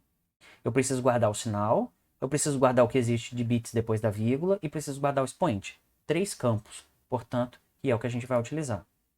E aí aqui, pessoal, a representação de ponto flutuante ela é padronizada pelo IEEE, o I3E, IEEE, ok? Que é a entidade que padroniza uma série de coisas em engenharia elétrica, em comunicação, em eletrônica, várias coisas assim. Tem algumas coisas de comunicação que eles padronizam também, como eu falei, apesar da ITU ser mais para essa área. Na especificação de padrão número 754, por quê? Porque deve ter tido uma 753, número, padrão. A IEEE ou I3E 754 especifica como que números de ponto flutuante vão ser representados para que todos os computadores trabalhem do mesmo jeito, senão ninguém vai se entender, né, mano? O Excel vai guardar alguma coisa que tem vírgula lá em ponto flutuante, ele precisa guardar numa representação compreensível por todo mundo. E o nome desta representação, que assume determinadas coisas que a gente vai ver aqui agora, nesse slide, chama I3E 754. E ela tem 3 versões, por assim dizer. Até um tempo atrás, era só 2. A gente chamava essa representação aqui, que usa 32 bits para representar número de ponto flutuante. A gente chamava de representação de simples, ok? De precisão simples. E a gente chamava essa de 64 bits de precisão dupla. Só que aí os computadores evoluíram, né? Trabalham com números cada vez maiores, gigantescos e tal. Então, numa revisão, que eu não lembro qual foi o ano, não lembro, mas tem menos de 5 anos essa revisão, se eu estou certo. O IEEE revisou a especificação 754, chamou a representação de... Essa representação que usa 32 bits, que seria a representação de precisão simples, ela chamou de formato binário 32, binary 32, binário 32. É mais simples, né? E essa daqui de precisão dupla, ele não chamou de precisão dupla, chamou de binário 64. Mas é a mesma coisa que precisão dupla. Para quê, professor? Porque ele criou um precisão quádrupla, professor? Não, ele criou um binário 128.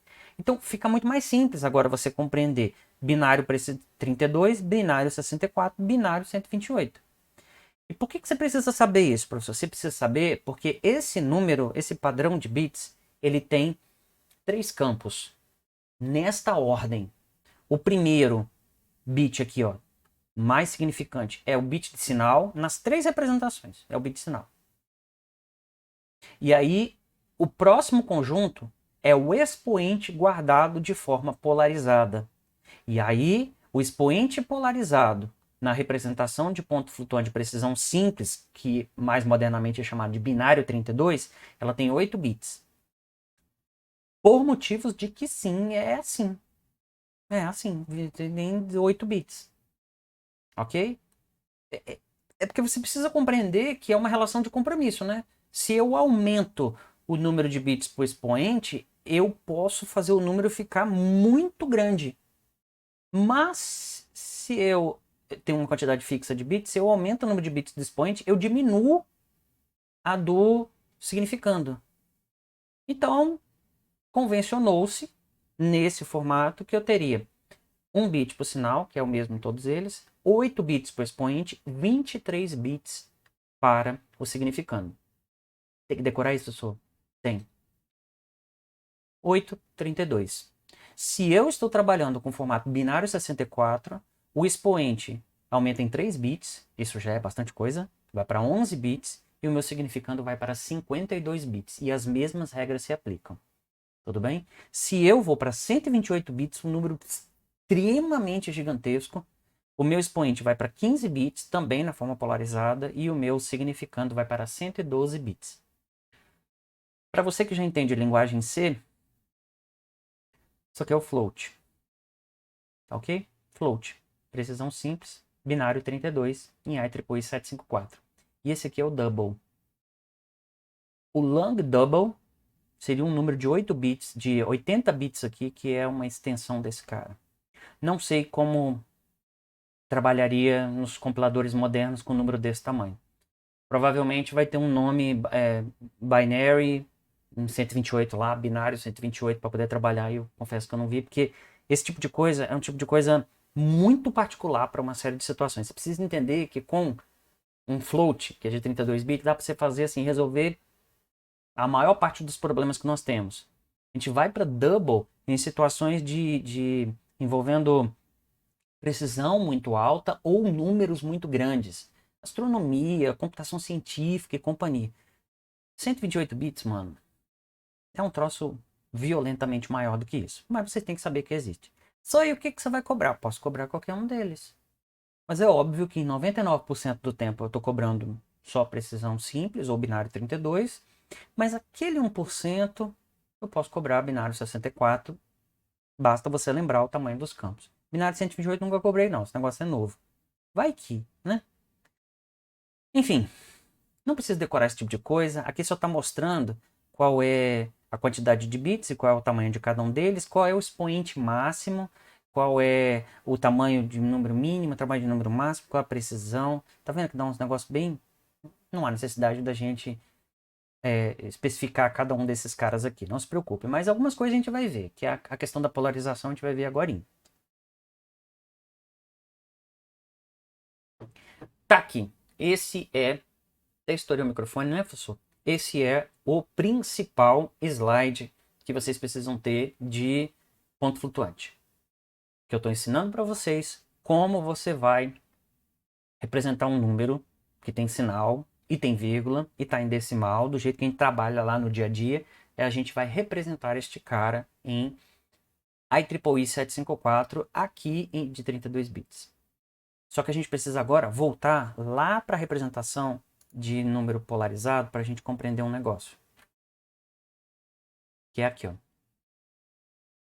Observe o que acontece com o expoente na forma com um número numa representação polarizada. Acontece o seguinte com ele. Polarizar alguma coisa é você deslocar para um polo, né? Então, se eu estou polarizando alguma coisa e ela está ali no meio, ela está despolarizada. Se eu quero polarizar, eu vou deslocar para a extrema esquerda ou para a extrema direita. E o que eu vou fazer aqui? Eu vou deslocar o número para a parte negativa. Mas assim, professor, o meu zero vai representar, zero em binário, vai representar o número em decimal mais negativo possível para essa quantidade de bits. Então, para 4 bits, esse número extremo negativo, na representação do complemento 2, ele é o menos 8. Então, beleza. A gente não vai chegar no menos 8 não, mas você vai ver por quê. A gente vai chegar no menos 7. Menos 7 aqui, ó. Menos 7. É o extremo negativo que eu posso chegar na representação polarizada, é o menos 7. E aí, quando eu avanço, ó, esse é o menos 6. Tá vendo que o número está crescendo aqui? Mas ele está polarizado. Esse é o menos 5, menos 4, menos 3, menos 2. Quando chegar na metade, ele é o zero. Então perceba que se esse número ele estava guardando uma parte positiva e uma parte negativa, como é que eu eliminei a parte negativa? Eu eliminei a parte negativa deslocando todo mundo para começar lá do extremo negativo. Entendeu a lógica? Esse camarada é o zero. E aqui é o 1, 2, 3, nananã, e vai até o último aqui, que é o 8. Então, a representação polarizada, o que ela faz é deslocar o zero em binário para o extremo negativo, que nesse caso é o fator de polarização, que foi menos 7. Eu vou explicar que tem uma lógica para esse fator de polarização. E daí em diante, ela não tem dupla representação de zero, daí em diante o número só cresce, e quando ele está todo preenchido, ele é o meu extremo positivo. O fator de polarização é sempre de 2 elevado a n-1 menos 1. Então, por exemplo, se eu estou trabalhando com número de ponto de expoente polarizado com 4 bits, a minha polarização, meu fator de polarização é 2 elevado a 4 menos 1, 3, é 2 elevado a 3, daria 8, menos 1, 7. Então, o meu fator de polarização é 7. É como se fosse assim, a metade dos números menos 1, tudo bem? Então, o que acontece? A gente vai precisar desse fator de polarização aqui. Olha para cá. Se esse número, binário 32, usa 8 bits para o expoente, o meu fator de polarização é de 2 elevado a 8 menos 1, 2 elevado a 7, que é 128, menos 1, 127. Então, aqui por isso que está dizendo que o fator de polarização é de 127. Quando eu tenho 11 bits, o fator de polarização é 1023. Por que é 1023? Porque é 2 elevado a 11 menos 1, que é 2 elevado a 10, que é 1024, menos 1, 1023. E o outro é 16.383, mas não vou chegar nesse número aqui não, né, professor? Tem que odiar muito camarada para mandar ele fazer uma conta com 128 bits, né? Mas enfim, fatores de polarização, portanto, fixos de 127 e de 1023, que veio dessa lógica que eu acabei de explicar para vocês. Então, como é que faz, professor? Presta muita atenção, porque é muito simples. Você pega o número, tá aqui, ó, menos 26,5, ok? Primeira coisa que você vai ter que fazer é converter esse número para binário. Então, o menos continua aqui na frente.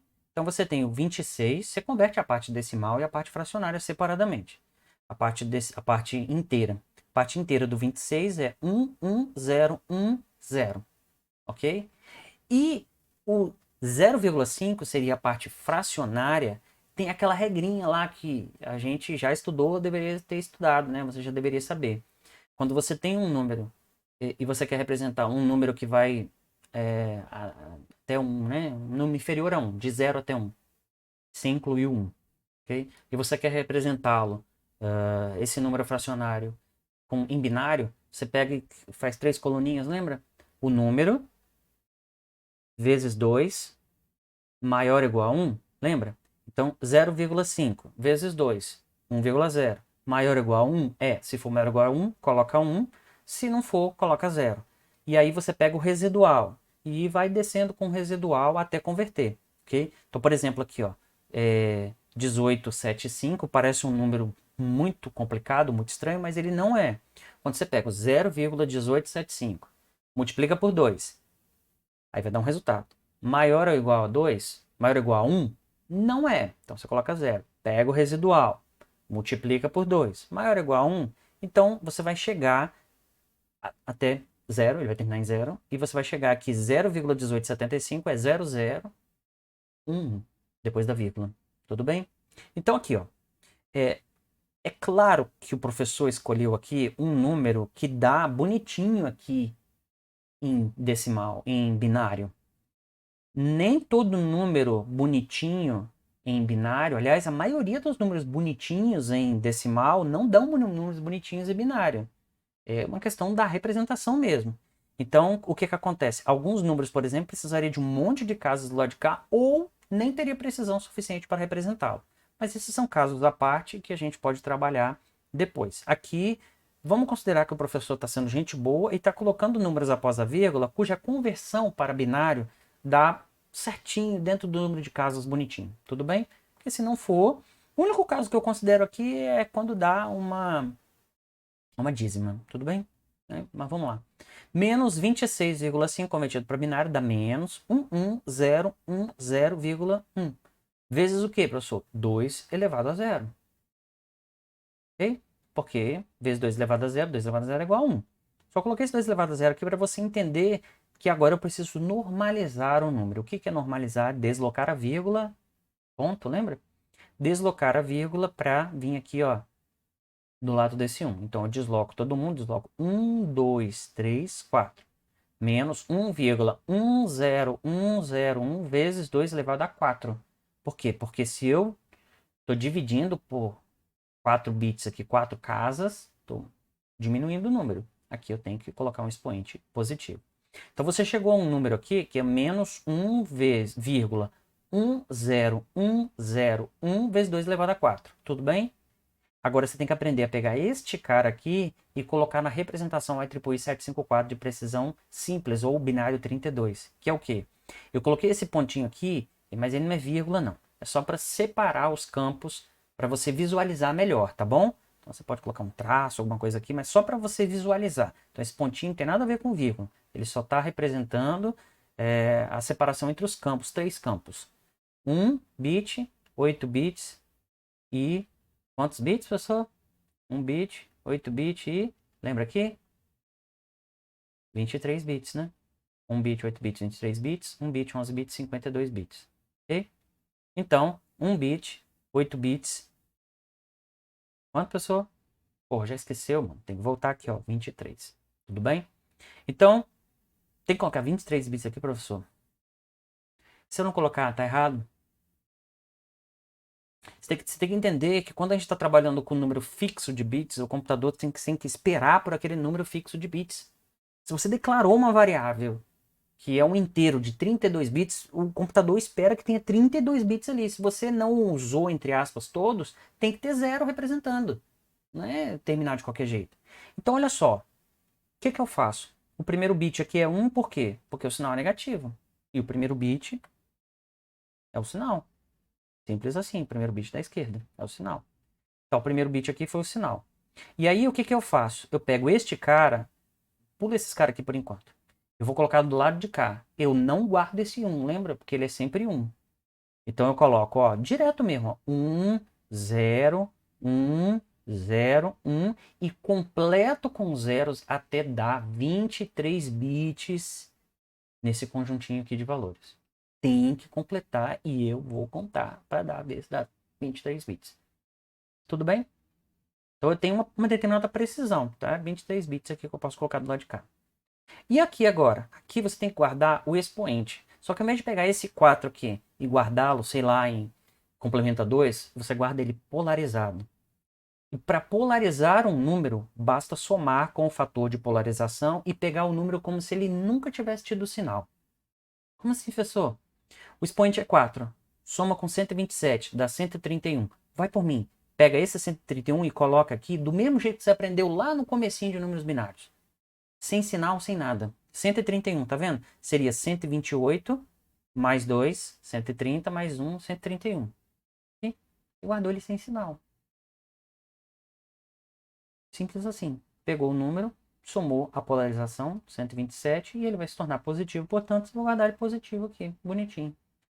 Tem que entender que por menor que fosse esse número, quando você soma com o fator de polarização, é como se você estivesse deslocando ele todinho para virar positivo. E é isso que você está fazendo. Então, este número aqui, em IEEE 754 de precisão simples, é 1 na primeira casa, depois 1, 0, 0, 0, 0, 0, 1, 1, 1, 0, 1, 0, 1 e um monte de zeros até dar os 32 bits do total. Só vamos fazer mais um. Menos 7,1875. O que eu tenho que fazer primeiro? Converter para binário. Menos fica aqui. 7 é isso aqui, né? 1, 1, 1, vírgula, 0, 0, 1, 1, vezes 2 elevado a 0. Aí tudo bem? O 0,1875, quando você faz aquela conversãozinha que eu expliquei para vocês lá, residual, multiplica por 2, maior ou igual a 1, lembra? Até chegar a 0. Se não lembra, volta naquela aula anterior para compreender. Daí esse cara aqui, vezes 2 elevado a 0. Agora eu tenho que normalizar, que é aquela etapa da notação científica. Normalizar o que eu tenho que fazer, desloco a casa aqui, ó, 1, 2 vezes só, tá vendo? Então desloquei 2 vezes para a esquerda. Então é o 2 aqui. Então este cara dá menos 1,1, menos 1,110011 vezes 2 elevado a 2. Negativo? Coloca 1 aqui. Só se fosse positivo, coloca 0. Só isso, pessoal, só isso. Agora o que eu faço? Vamos na ordem, né? Aqui eu tenho que guardar o expoente. 2, eu não coloco 2 aqui. Errado. Eu tenho que polarizar esse 2 pelo fator de polarização que é 127. Vai ser sempre 127 para 32 bits, porque tem 8 bits de expoente. Se fosse 64 bits, seria um fator de polarização de 1023, porque tem 11 bits de expoente. Bem? Então eu guardo esse 2 aqui na forma de 129, do jeitinho que você guardaria lá se o número não tivesse sinal. 128 mais 1, 129. Beleza? De boa. E pega esse cara aqui, coloca todo mundo aqui, ó. 1, 1, 0, 0, 1, 1, e o resto tudo 0 até completar os 23 bits. Tudo bem? Este é um número, portanto, em IEEE 754 de 32 bits. Esse mesmo número lá de cá. Agora, o nosso último exemplo é um 20,8. E aí, eu não vou fazer com vocês aqui, porque eu não estou com um quadro para escrever. Quando você faz o 0,8 multiplicando por 2, 1,6, maior ou igual a 1, sim, coloca 1. Quando você começa a fazer isso, você vai ver que ele vai ter 4 valores diferentes ali, vai ter 1, 1, 0, 0, e ele vai voltar para 0,8 novamente. E aí, se você continuar, você vai até o infinito com ele fazendo o quê, professor? Com ele se repetindo. Isso é uma dízima binária. E eu já vou logo adiantando para vocês. 0,8, 0,2, 0,4 e 0,6 sempre darão dízimas, com padrão um pouquinho diferente. Ou 1100, ou 1001, ou 0011 e assim sucessivamente. E aí, como é que a gente tem que fazer, professor? Isso vale tanto para dízima quanto para um número arbitrário aqui de casas após a vírgula. Faz a mesma coisa. Aqui deu 20, né? Que é 16 mais 4 dá 20. Isso aqui deu 1.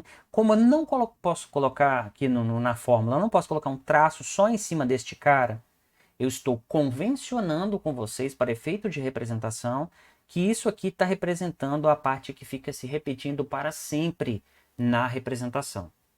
Seria como se vocês lá colocassem no papel um tracinho em cima dos 4 elementos aqui que se repetem. Mas como eu não tenho como fazer isso no Equation Editor lá, eu não queria fazer uma representação que ficasse duplicada, enfim, eu coloquei aqui para indicar que esses caras são os 4 valores que se repetem para sempre para representar a vírgula, tudo bem? Uma licença aqui que eu tive para mostrar para vocês. E aí eu normalizo. Ao normalizar, ó, 1, 2, 3, 4. Desloquei a vírgula 4 vezes para a esquerda. Então eu tenho 1, ó, 0, 1, 0, 1, 0, 0, 0, 0, 1. E aí você continua. Aumenta isso aqui um número grande de vezes. Só para você entender que quando você aumentar isso um número grande de vezes, seria até o infinito, você vai ver que vai dar mais 1,0. E este padrão aqui, ó, 1, 0, 0, 1, vai se repetir. Como eu desloquei a vírgula, a única coisa que ele fez foi mudar o padrão de repetição de 1100 para 1001. Mas esse 1001 vai se repetir forever. E aí o que eu preciso fazer? Preciso tomar um cuidado. Positivo, né? 0 aqui. Okay? O expoente, 4. Opa, tem que somar com 127 para dar 131, que é o meu expoente polarizado. Guardei aqui, ó, 131, né? 128 mais 3, 131. E é aqui que está a mudança que você tem que fazer. Você tem 23 bits aqui, não é? Por essa representação. Então, coloca o 0 aqui. E esse padrão 1, 0, 0, 1, você tem que repeti-lo até dar 23 bits. Ah, professor, e se faltar? Se faltar, você corta ele. Tanto que aqui deu, ó, cadê? 1, 0, 0, 1, 1, 0, e aí cortei, foi até aqui. O que isso quer dizer, professor? Isso quer dizer que este número aqui, ó, 0,1, ele não é o 0,8. Eu não tenho como, só se eu tivesse infinitas casas em binário para guardar precisamente o 0,8. Só que ele é um número tão próximo, mas tão próximo, mas tão próximo de 0,8 que eu tenho a precisão adequada para trabalhar. Se eu precisar de uma precisão maior do que essa, usa double. Então aqui você já começa a compreender que nem todo número que existe lá nos números reais, eu tenho uma representação em IEEE 754 de precisão simples ou dupla, seja lá qual for. Não tem. Eu preciso trabalhar com o conceito de aproximação. Ok? A gente pode trabalhar isso depois, as implicações disso, numa outra oportunidade. Mas eu quero que vocês compreendam que é possível fazer a volta com muita tranquilidade. Só você olhar para o padrão de números e dividir aqui, ó. Primeira casa, 8 casas aqui e as 23. E pega. Tem 1, então é negativo. Já coloco o sinal negativo. Aqui, que é a parte do significando. 1, isso aqui. O 1 tem que entrar aqui. Então é 1, isso aqui. Então chegou aqui. Vezes 2 elevado a quanto? Quem é esse número aqui? Lê ele normalmente, sem sinal. Ah, é o 131. Tem que remover a polarização. Porque a gente sabe que é 131, mas ele está polarizado. Exatamente para não ter sinal. 131, remove a polarização, que é pegar 131 subtrair de 127. Que deu quanto? Dá 4. Então 2 elevado a 4. Aí eu cheguei neste cara. E aqui que eu tenho que fazer agora? Desnormalizar, professor. Se aqui está o expoente 4, como é que eu elimino esse expoente? Jogo ele para 0. Se eu desloquei a vírgula para lá, eu tenho que jogar lá para cá. Então eu desloco lá para cá e eu vou chegar nesse resultado. O 2 elevado a 0 dá 1, eu posso desprezá-lo e eu voltei para esse valor. Ao voltar para esse valor, eu leio a parte inteira, que é o 26, e a parte fracionária, que é o 0,5. Lembra? Esse cara representa 0,5, 0,25, 125 e assim sucessivamente. Lembra? Pois é. Eu cheguei do lado de cá. Mesma coisa aqui, galera. Só fazer a volta mesmo. Olhou o primeiro bit, representa o sinal, colocou aqui, sinal negativo ou sinal positivo. Esse cara aqui representa o expoente polarizado, subtrai o fator de polarização, que nesse caso é 127, vai chegar no 2, que é o expoente do 2, da base, binária. E aí você vai ter que desnormalizar depois, que já que tem 2 aqui, você tem que deslocar a vírgula para a direita 2 vezes para remover esse 2. Chegou nesse cara, 2 elevado a 0 cai fora, é 1. Aí daqui desse cara a gente chegou aqui, beleza? Professor, se eu fizer esse cara aqui, se eu fizer esse cara aqui, fizer a conta na mão mesmo, você vai fazer uma calculadora gigantesca, você vai chegar em algo como 20,799999999, não sei quantos 9, eu não fiz essa conta ao contrário.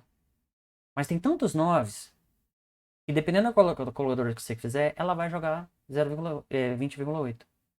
Se você quer dizer então que no Excel ali, tudo que eu faço ali, quando dá um negócio desse tipo, que ele guarda num número de ponto flutuante internamente, e ele mostra bonitinho para mim, é porque ele fez uma aproximação, descobriu o mundo agora, né?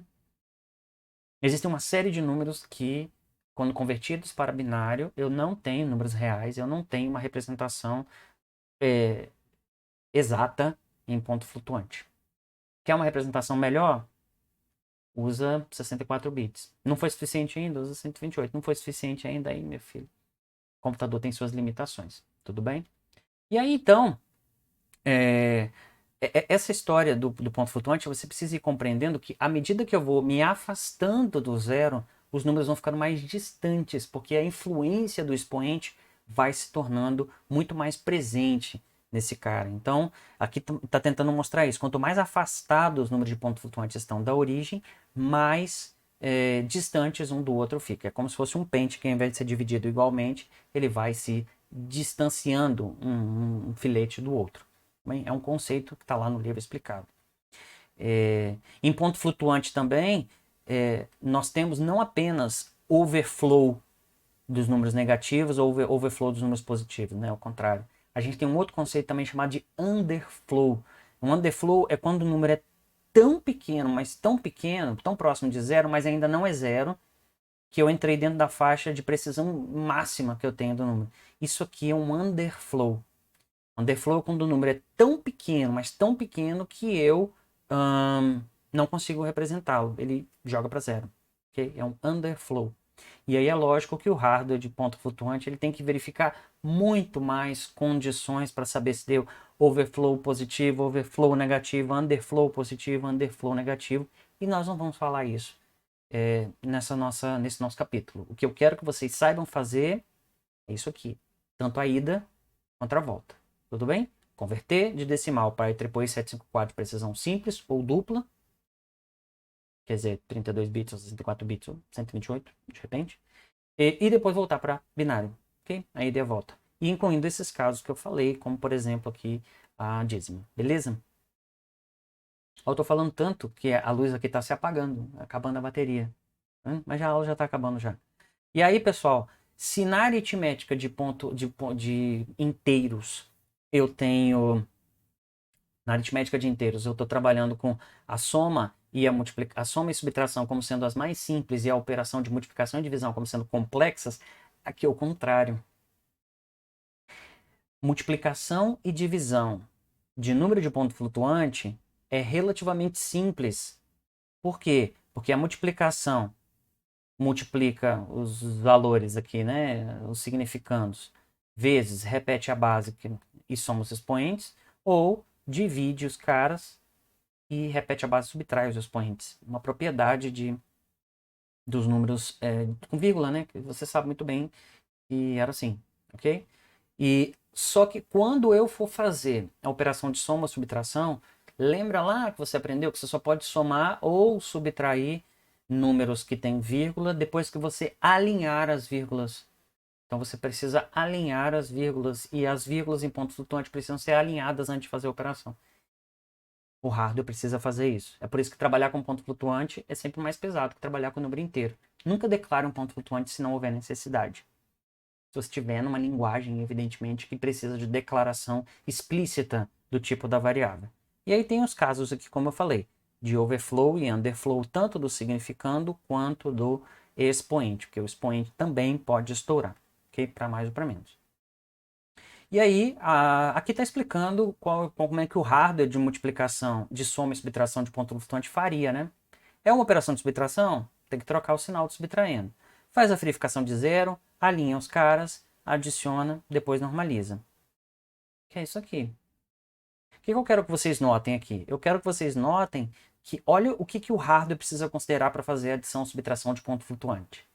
Olha o que o hardware precisa fazer para considerar multiplicação ou divisão de ponto flutuante. Essa é a multiplicação, essa é a divisão.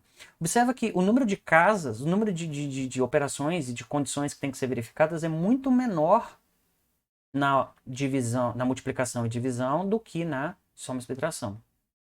Vamos para subtração, porque se for subtração, em algum momento aqui você tem a inversão, né, do complemento de 2 no número. Enfim, com hardware complementador. Mudar o sinal, tá vendo? E aqui a multiplicação e divisão. É só compreender isso. Compreender que por essa complexidade toda que nós temos em ponto flutuante é que nós precisamos de um hardware específico para fazer as operações de ponto flutuante. Porque todas essas operações eu poderia muito bem fazer com um hardware de números inteiros. Era assim quando não existia. Antes lá do 486, o 386 tinha a possibilidade de colocar um coprocessador matemático que faria exatamente as operações de ponto flutuante. Mas antes disso já tinha computador também. E se trabalhava com números com vírgula. Trabalhava como? Emulando essa operação. Emulando, que é o quê? É expressar toda essa operação com números inteiros num hardware, numa LU. Só que aí, quando você multiplica um número de ponto flutuante com outro número de ponto flutuante, multiplica não, você faz qualquer operação. Ele tem que levar em consideração todas essas coisas que eu falei. Tudo bem? E aí agora tem uns exercícios para vocês fazerem, tá bom? Aqui uns exercícios de converter binário, decimal e hexadecimal, que faz parte da nossa primeira parte da matéria. E aqui para conversão de IEEE 754 de precisão simples para decimal. E aqui em cinza quer dizer que é a resposta. Às vezes, e aqui o que eu quero que vocês convertam. Às vezes, pessoal, a gente pega, às vezes não, muitas vezes, a gente pega esse cara aqui que são 32 bits. Qual é a forma que a gente tem de comprimir 32 bits em bits, né? Dígitos binários, numa representação mais fácil de ler? É usando hexadecimal. Isso aqui não tem nada de outro mundo, é só você olhar para esses 32 bits, dividir de 4 em 4, ok? Sempre da esquerda para a direita, mas aqui no caso é a divisão exata, né? Eu tenho 32 bits, eu vou ter quantos bits? 8 bits, 8 dígitos hexadecimais. Então, eu, ao invés de falar 1100001, eu falo C306100.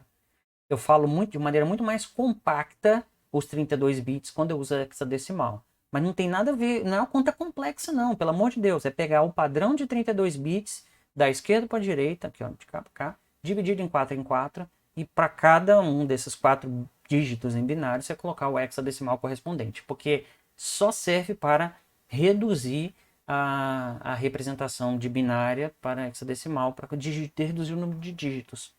Tudo bem? E eu, muito provavelmente, vou cobrar isso de vocês, porque é muito mais fácil corrigir isso aqui do que corrigir isso, ok? Mas eu vou conferir os dois também. Enfim, tá aí a dica então. Em cinza quer dizer que é a resposta, né? Finge que você não viu. Na verdade, porque o que me interessa aqui não é a resposta, me interessa que você saiba chegar até essa resposta. E ela está correta, ok? Então, façam aí os exercícios para poder compreender e, já de quebra também, façam os exercícios novamente aí de decimal, binário e hexadecimal, porque tudo que a gente aprendeu hoje depende desses caras, ok?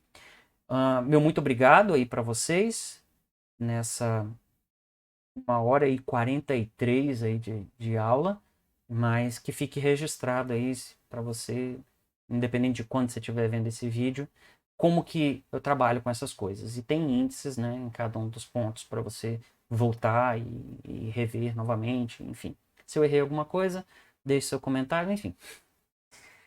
Tchau, galera. Muito obrigado e até a próxima.